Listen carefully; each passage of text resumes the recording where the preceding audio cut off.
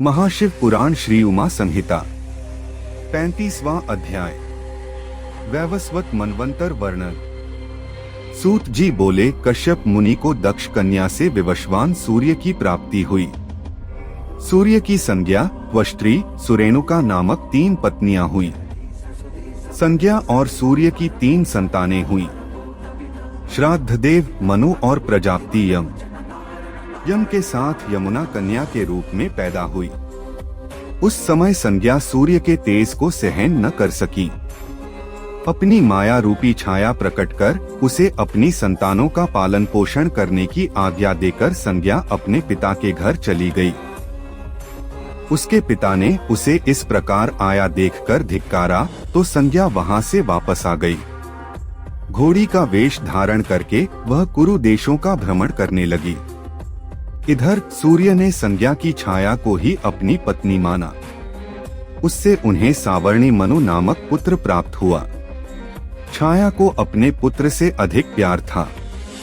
वह संज्ञा की संतानों का सही से ध्यान नहीं रखती थी।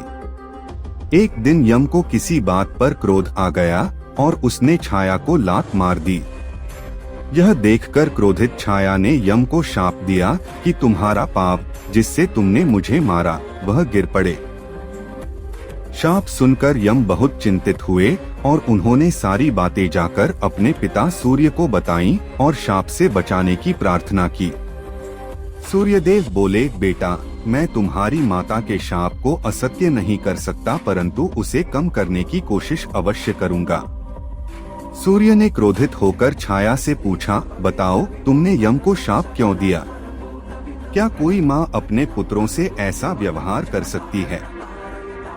तुम्हारा सबसे छोटे पुत्र से विशेष स्नेह है, अन्य सभी को तुम सदा डांटती रहती हो, ऐसा क्यों?